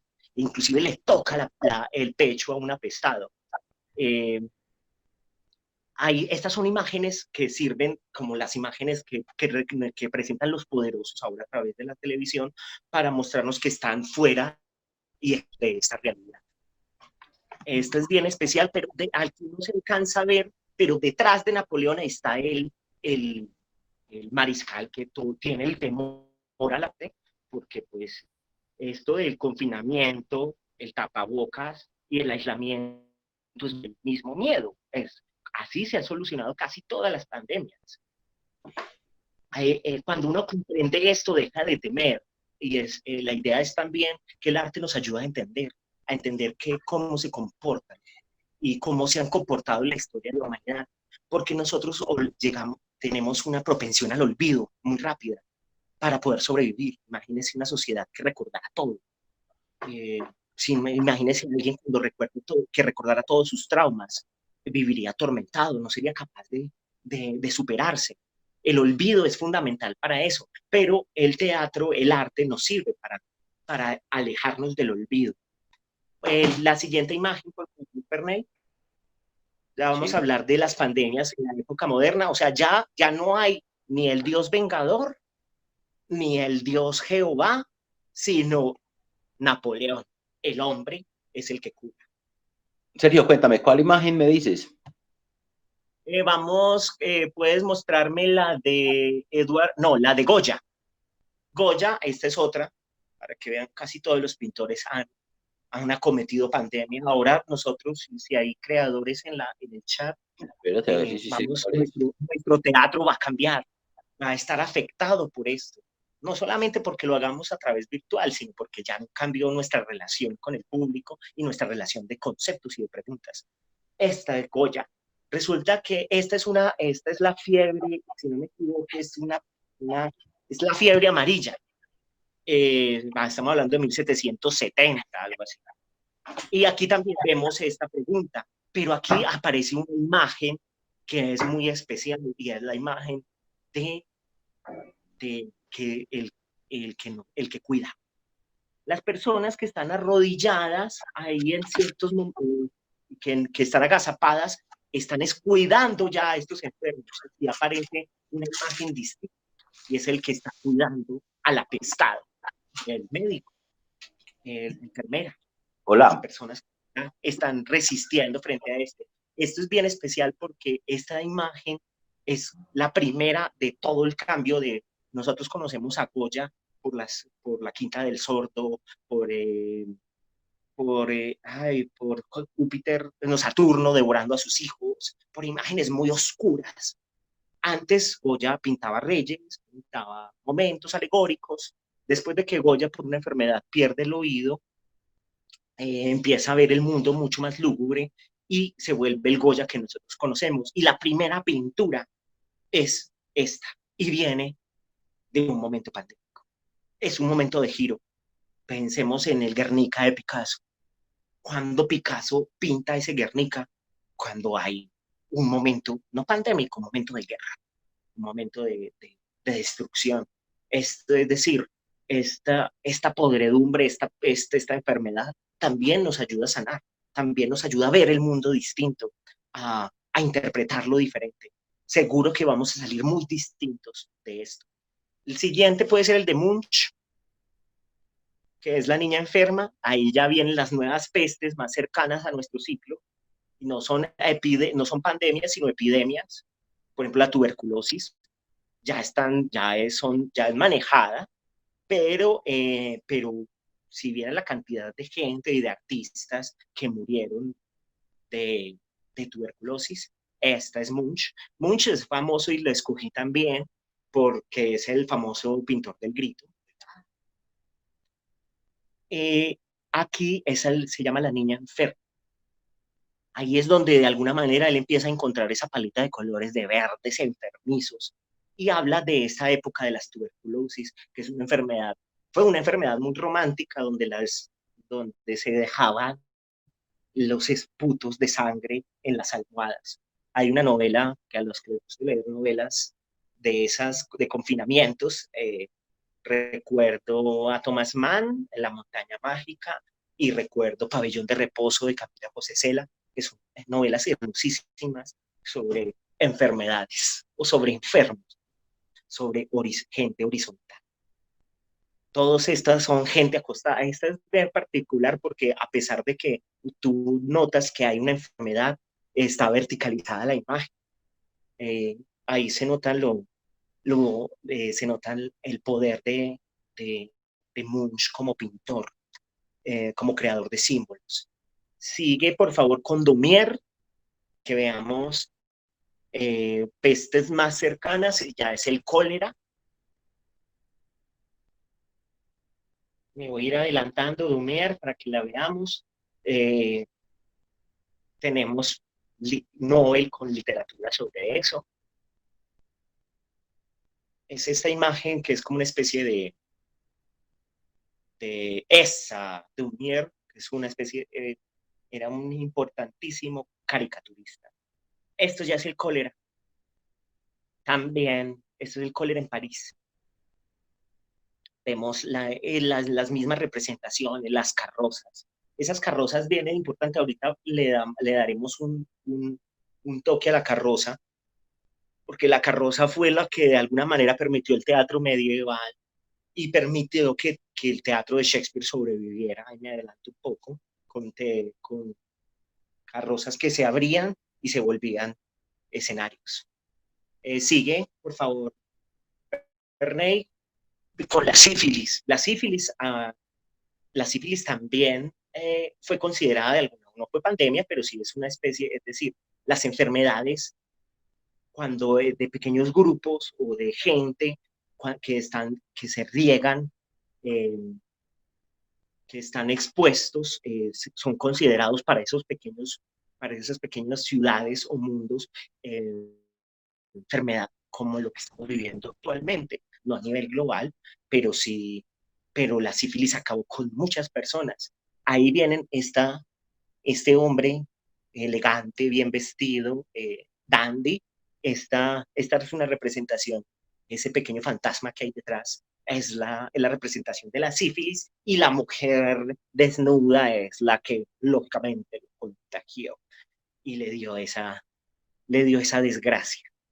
Esto es lógicamente una pintura terriblemente patriarcal y machista como ella sola, pero habla un poco sobre estas pequeñas epidemias que ha vivido la humanidad O sea, aquí hemos recorrido más o menos 2000 años de historia de la pintura y sigue habiendo El Salvador, el infectado. Aquí en este caso, en la edad moderna, ya no hay Salvador. Ya el hombre está infectado, ya no hay Napoleón que nos cure, ya no hay Bolsonaro ni Trump que no se ponga, hasta Trump te puso tapabocas, hasta Bolsonaro se eh, lógicamente todos somos iguales para la pandemia, pero como dice Orwell, unos somos más iguales que otros. Es decir, el que tiene un sistema de salud alto no vive la pandemia, ¿cierto? Los, los que viven en Los Ángeles, en sus mansiones, no es la misma persona que vive en un barrio, en una comuna de Medellín, lógicamente. Sigue avanzando, podemos ya irnos a la última, al último gran viraje de las pandemias, que es el SIDA. El SIDA, ya vamos con la fotografía, Nan Goldin, una gran fotógrafa, ojalá la estudien, es una fotógrafa del mundo queer, del mundo LGBT, de los submundos. Ella hizo un trabajo de retratos muy fuertes, muy documentales sobre personas muriendo de SIDA. Estamos hablando de los años 80, ¿cierto? Ahora hay condiciones retrovirales que han permitido que sobrevivan durante mucho más tiempo. Pero si nosotros viviéramos en el Nueva York de hace 20, 30 años y fuéramos homosexuales y tuviéramos esa vida, estaríamos rodeados, estaríamos en la misma incertidumbre y terror que estamos ahora. O sea, porque esta gente caía como moscas, eso es una cosa impresionante. Ella retrató eso. Ese es el último que les quiero dar. Aquí ya no hay, aquí ya desaparece El Salvador, solo está el infectado y la conmiseración. Inclusive ha ido cambiando. Eh, el último, en el arte ahora, esa imagen está el infectado como esa representación y el doliente, el que cuida, el que ama. Y por eso creo que el arte es finalmente, esa es como nuestra labor. Y por eso quería terminar esta parte aquí. Nosotros somos esa persona que besa de alguna manera el espíritu del que está dolido, del que está angustiado, porque también vivimos esa incertidumbre, pero tenemos unas facilidades técnicas para revelar un poco de ese espíritu. Vuélvame ahora, vámonos a Antonin Artaud y les voy a leer un par de texticos de Artaud, que es otra de las invitaciones que les hago, además de este recorrido muy breve de la historia del arte de las pandemias. Bueno, una película. Bueno, una película, sí, hay una película, y se llama El Séptimo Sello, de Verne. Bellísima. Ahí están las danzas de la muerte y esas carrozas medievales. Ahí está el temor de la peste. O sea, los que quieren ver como películas sobre eso, que he mencionado poco el mundo del cine. Artaud, ¿por qué Artaud? Artaud coge el mundo de la peste. Esto es muy recomendado para los amigos de teatro, que seguro algunos lo han leído, pero que ahora vale la pena volverlo a leer. Lo volví a leer hace poco y es absolutamente visionario, porque él saca el teatro de la peste y dice lo siguiente: el teatro esencial se asemeja a la peste, no porque sea también contagioso, sino porque como ella es la revelación, la manifestación, la exteriorización de un fondo de crueldad latente, y por él se localizan en un individuo o en un pueblo todas las posibilidades perversas del espíritu. Se lo recuerdo, esto es Antonin Artaud en El Teatro y su Doble, el primer capítulo, así inicia El Teatro y la Peste. Una verdadera pieza de teatro perturba el reposo de los sentidos, libera el inconsciente reprimido, incita a una especie de rebelión virtual. Esto está escrito hace más de 80 años, que por otra parte solo ejerce todo su efecto permaneciendo virtual e impone a la comunidad una actitud heroica y difícil. Es lindo lo de la actitud heroica. La peste toma imágenes dormidas, un desorden latente, y los activa de pronto, transformándonos en los gestos más extremos. Y el teatro también toma esos gestos y los lleva a su paroxismo. Como la peste rehace la cadena entre lo que es y lo que no es, entre la virtualidad de lo posible y de lo que ya existe en la naturaleza materializada. Ahí les dejo como este abrebocas, que esta es la última parte de la conferencia. Les voy a leer algunos textos de teatro sobre la peste. Me voy a Shakespeare, ahí el único chiste que traje, porque la cosa no está para reírse, es el teatro covidelino. Eso me lo encontré y seguro lo habrán visto por internet. Ese es el mismo William Shakespeare con un cuello isabelino de distanciamiento. Aquí lo llamé teatro covidelino de Shakespeare y la sobrevaloración del aislamiento creador. Resulta que en Londres, en la época de Shakespeare, era una ciudad sobrepoblada, llena de ratas, sexualmente promiscua, maloliente. Las aguas llegaban al Támesis, las ratas circulaban provocando epidemias, vivió la peste bubónica, la viruela. Inclusive, si alguno ha visto las imágenes de la reina Isabel, por eso se llama teatro isabelino, y vale la pena recordarlo, siempre era blanca y medio calva. Resulta que ella tuvo viruela a edad de 29 años y eso la obligó a usar maquillaje hecho de carbonato de plomo y huevo, que entre otras cosas le hizo perder el cabello. Y la sífilis también hizo que de alguna manera viviera intoxicada de mercurio. Esas eran como las enfermedades de la época. ¿Qué dicen algunos intelectuales? Dicen que el rey Lear, Macbeth y Antonio y Cleopatra, durante la cuarentena en la plaga de 1606, él las escribió. Yo he encontrado gente que dice eso y gente que dice que tal vez tuvo la idea, porque a veces uno piensa Shakespeare, todo lo que escribió es casi una Biblia, en comedias, tragedias, sonetos. Tal vez Shakespeare también era un comité como la Biblia, es decir, los actores le ayudaban a escribir, él copiaba, Hamlet no es original, Hamlet es de Thomas Kidd, pero él la adaptaba, él cogía cosas y las, como los grandes pintores, como el mismo Tarantino, que es un gran fusilador de todo el cine japonés, todos se copian de todos, ¿cierto? Es una muerte con asesinato, una copia con asesinato. Pero entonces, en el Rey Lear, la primera esta es, eres un tumor, una úlcera pestífera, un hinchado carbúnculo en mi sangre corrompida. Ahí, ese es del acto 2, escena 4. Es, ya era tan, pues me imagino que habrá ahora metáforas con el COVID, todavía no la hemos sacado. Les digo que yo hace 8 días me hice el examen, me metieron se me olvida cómo se llama el palito en este momento, pero creé una metáfora sexual con eso, porque eso es una penetración altamente profunda. Parece un chiste, pero es real y es muy maluco para que se cuiden mucho. Es decir, la peste va llegando y nos va invadiendo en nuestro lenguaje, en nuestras metáforas. Resulta, y esto ya para cerrar el tema de Shakespeare, que creo que sí, que es muy probable que haya dilucidado en esos momentos de peste las obras, pero que haya dicho, como nos obliga el neoliberalismo, bueno, ahora que estás creando, ahora que vas a hacer en épocas de peste, siéntate a estudiar secretariado bilingüe.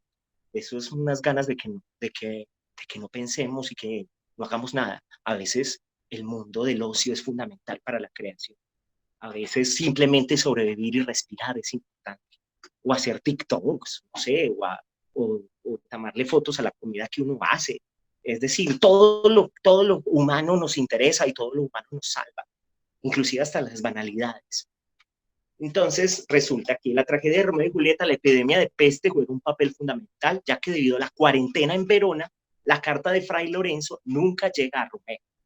O sea, esta tragedia de que ella llega y él no se entera y ella está viva y después ella se despierta y él ya se murió, es por la peste. Dice, Fray Juan, yendo en busca de un hermano de nuestra orden que se hallaba en esta ciudad, visitando los enfermos para que me acompañara, y al dar con él los celadores de la ciudad, por sospecha de que ambos habíamos estado en una casa donde reinaba la peste, sellaron las puertas y no nos dejaron salir.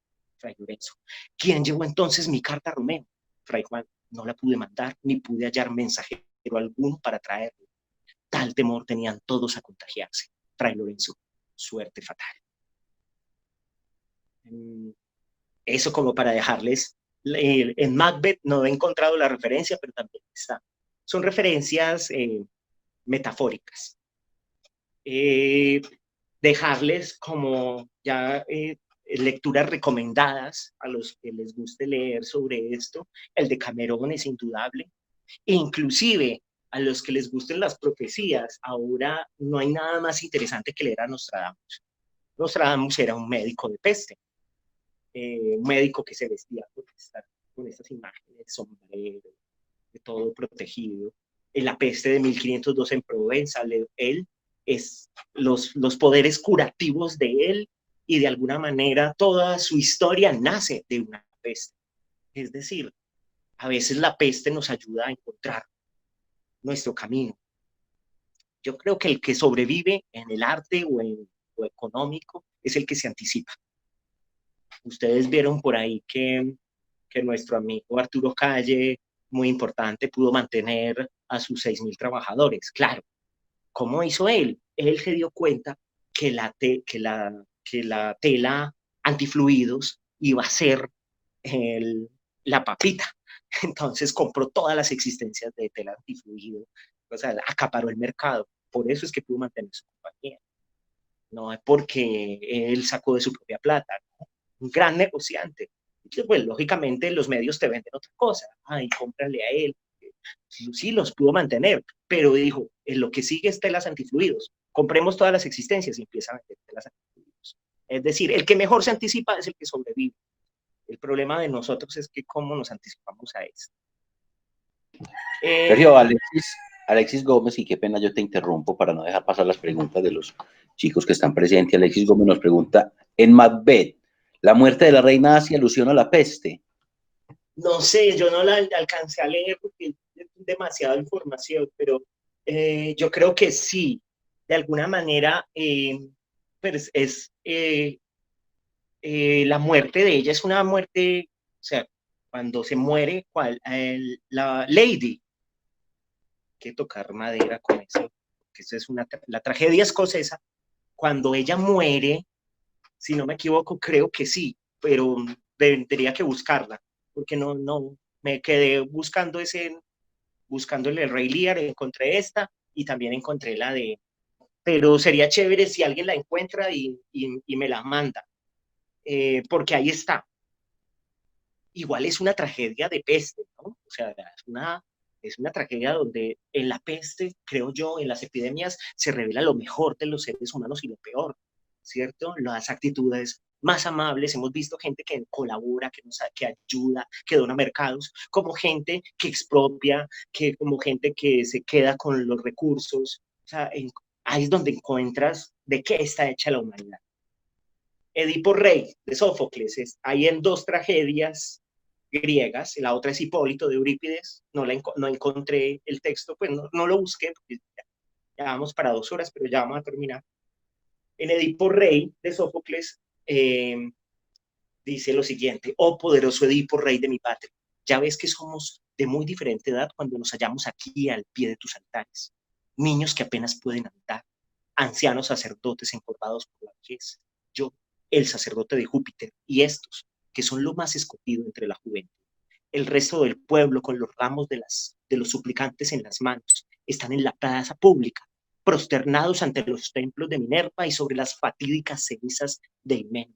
La ciudad, como tú mismo ves, conmovida tan violentamente por la desgracia, no puede levantar la cabeza del fondo del sangriento torbellino que la revuelve.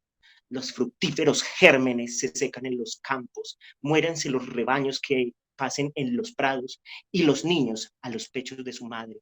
Ha invadido la ciudad el dios que enciende la fiebre, la destructora peste que deja deshabitada la mansión de Cat, y ya en el infierno con nuestras lágrimas y gemidos. No es que yo ni estos jóvenes que estamos juntos, Bobar, vengamos a implorarte como un Dios, sino porque te juzgamos el primero entre los hombres para socorrernos en la desgracia y para obtener el auxilio de los dioses. Tú, que recién llegado a la ciudad de Car, nos redimiste del tributo que pagábamos a la triste esfinge, y esto sin haberte enterado nosotros de nada, ni haberte dado ninguna instrucción, sino que solo con el auxilio divino, y así se dice y se cree, tú fuiste nuestro guía. La otra es Hipólito, de Eurípides. Y ya para terminar, la primera referencia que encontré de la peste, que es el poema de Atrahasis, que traduce sumamente sabio, es el protagonista de la epopeya Acadia del siglo XVIII a.C., registrada en varias tablillas de arcilla.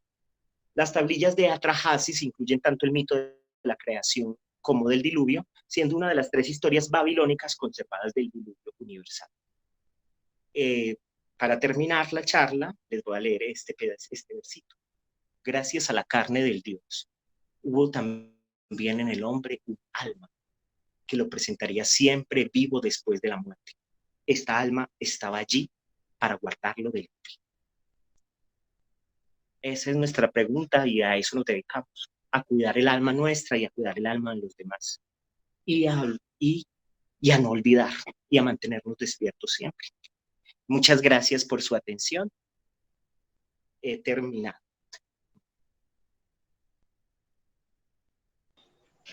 Sergio, ahí están los compañeros dando sus agradecimientos a ti y sus aplausos virtuales también. Ahorita nos toca de esa manera, ¿cierto? Mil gracias de verdad. Todos estuvimos atrapadísimos, estoy seguro, muy seducidos por todo lo que hoy en esta charla maestra nos has compartido. Es un muy buen encuentro el que hemos tenido y agradezco enormemente a las personas que se han conectado, que estuvieron con nosotros. Muchas gracias, Sergio. Muchas gracias al público. Muchas gracias al Ministerio de Cultura. Muchas gracias a nosotros que estamos ahí en primera línea, es decir, a todo el equipo de Inmigrantes Teatro, a todo ese equipo que está trabajando arduamente ahí en la primera línea, luchando para que este proyecto no vaya a perecer en medio de tanta tragedia que estamos viviendo hoy en cuanto al teatro colombiano se refiere. Y vamos a seguir ahí, ¿listo? Mil gracias, Sergio. Gracias a ustedes por aguantarme 2 horas este carretazo. El arte es lo único que nos salvará y es lo único que nos mantiene un poco cuerdos para no perdernos en el olvido, en la muerte y en el miedo. Claro, Cuídense y más mucho, que nunca. Cuídense mucho, la cosa es muy seria. Cuídense Gracias. mucho.